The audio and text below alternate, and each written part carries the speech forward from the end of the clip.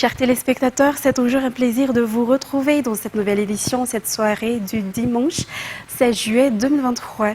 Bonsoir et bienvenue à tous. Page politique pour commencer cette édition. L'augmentation à 200 millions d'ariars du quotient pour la candidature à la présidentielle n'a pas pour but de disqualifier certains candidats, a précisé la ministre de la Communication et de la Culture, également porte-parole du gouvernement. Le montant de la caution d'auparavant ne correspond plus à l'inflation, selon toujours les explications. Et à noter qu'une partie de cette somme sera également utilisée par la CENI pour l'organisation de l'élection. Les détails avec Seych Hadji Anassi. La polémique autour du montant de la caution de candidature à la présidentielle est un faux débat, selon la porte-parole du gouvernement. Le dernier changement du montant de cette caution date de 2013. Or, l'inflation sévit partout dans le monde au cours de ces 10 dernières années. Ainsi, le prix de tous les équipements nécessaires à la réalisation de l'élection a également augmenté, y compris l'impression des bulletins uniques ainsi que leur transport. La caution de candidature ne correspond plus avec l'inflation si elle est maintenue à 50 millions d'ariars, selon toujours les explications. De plus, une partie de cette somme d'argent sera utilisée par la CENI pour mener à bien la préparation de l'élection. Dans cette perspective, l'augmentation de la caution à 200 millions d'ariars n'a pas pour but de disqualifier des candidats, a précisé la ministre de la Communication et de la Culture. Ce montant est le montant minimum utilisé par le candidat pour la préparation des élections ainsi que pour la campagne. La ministre de la Communication a également affirmé que les débats déplacés concernant l'organisation des élections devaient cesser et que tout le monde devait s'entraider pour la tenue de cette élection présidentielle. En éducation, les épreuves du baccalauréat débuteront demain, que ce soit pour l'enseignement technique que pour l'enseignement général. La plupart des candidats sont venus voir leur salle d'examen aujourd'hui. Ratraman Zatouf sur les images de Anzar Hadanarville. Le lycée moderne Péflou est l'un des centres d'examen où les candidats passeront le baccalauréat qui débute demain 17 juillet. De nombreux candidats sont venus voir leur salle d'examen aujourd'hui. Malgré la bonne préparation, il y a toujours de la peur et de l'anxiété, ont déclaré les candidats. Pour ces candidats qui vont passer le baccalauréat technique, équipements et schémas sont notamment les matières qu'ils ne maîtrisent pas encore et qui leur font le plus peur. L'examen du baccalauréat pour l'enseignement général se terminera le 21 juillet, tandis que pour l'enseignement technique, il ne s'achèvera que le 27 juillet. 215 630 candidats vont passer le baccalauréat cette année. Les épreuves du baccalauréat commenceront demain et la plupart des candidats ont procédé à leur révision finale durant ce week-end. L'association des jeunes intellectuels Farchaïf est l'une de celles qui ont offert des cours gratuits aux élèves qui vont passer le baccalauréat. Ce dernier cours a eu lieu hier à Nosibé, une initiative pour aider les candidats qui n'ont peut-être pas les moyens de payer un cours particulier. L'association des jeunes intellectuels des Farchaïf, qui a été active dans l'aide sociale dans les bas quartiers, remercie le maire d'Antananarivo pour son soutien aux activités qu'elle a menées. Cette association lance un appel à tout un chacun à se soutenir dans les activités sociales, en particulier dans les zones basses. Dans un tout autre sujet, l'huissier de justice Amading a été condamné à payer une amende de 3 millions d'ariars, en plus de ne pas pouvoir exercer pendant 2 ans. C'est à l'ordonnance du tribunal rendue vendredi dernier. Il est à préciser que cet huissier de justice a été placé sous mandat de dépôt depuis le 29 juin dernier. Son avocat a toutefois déclaré qu'il n'était pas satisfait de la décision du tribunal et décide donc de faire appel. Ratraman Zatouf et Anzar Hadanarville. Maître Kantra Koutnatouanj a été mis sous mandat de dépôt par décision du pôle anticorruption de premier degré de Mahadzang depuis le 29 juin dernier. Suite à une plainte déposée par un plaignant dans le cadre d'une affaire de pension alimentaire à l'issue d'un divorce. Quand une des parties prenantes dans cette affaire avait refusé de payer la pension alimentaire, l'huissier de justice avait indiqué qu'il allait procéder à une saisie. Tout en respectant les procédures requises par la loi, mais avant même la dite saisie, les intéressés avaient déjà déposé une plainte à son encontre selon la déclaration de ses confrères. La Chambre nationale des huissiers de justice et commissaires-priseurs de Madagascar a déjà revendiqué le relax de leurs collègues détenus à Madingue et des manifestations ont déjà eu lieu à cet effet, notamment à travers la fermeture de tous les bureaux des huissiers de justice dans toute l'île le 5 juillet dernier.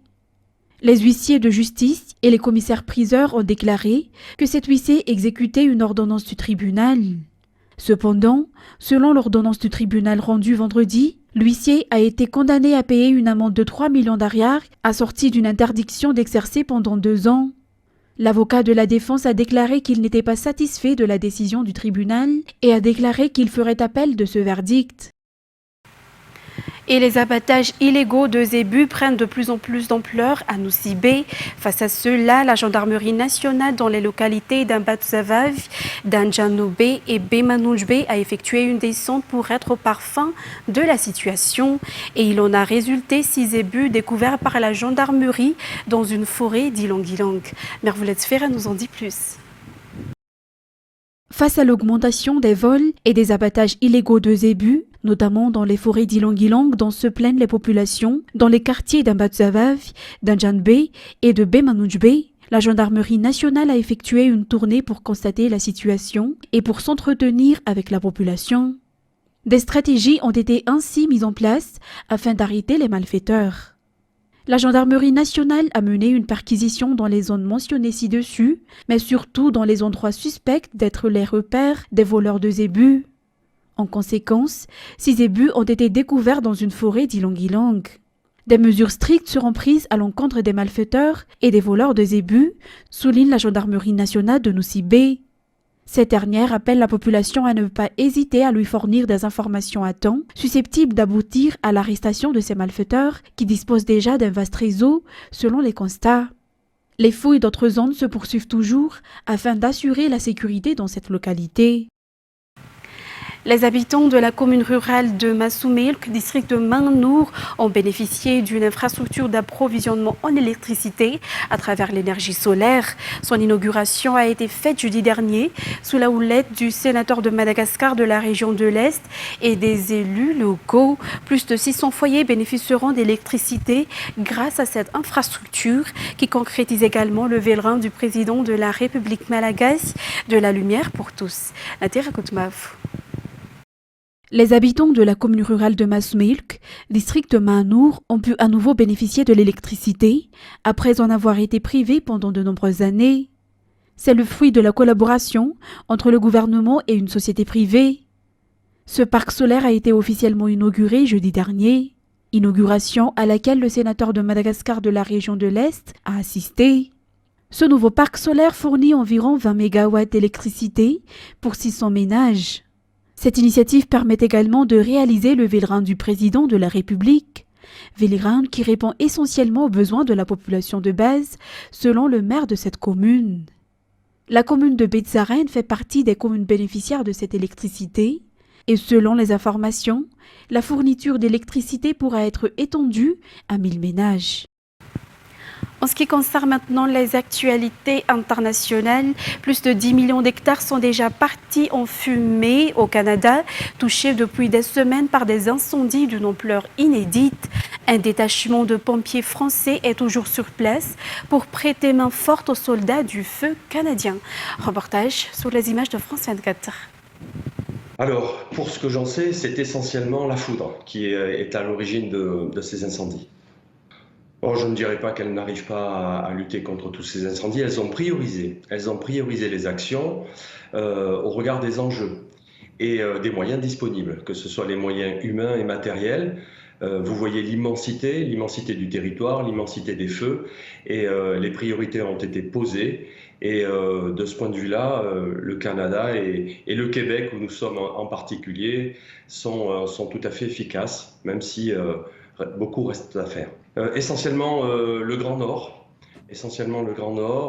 avec notamment une végétation plutôt basse, qui n'est pas forcément composée de forêts sur l'ensemble de cette partie-là, et avec malgré tout des enjeux.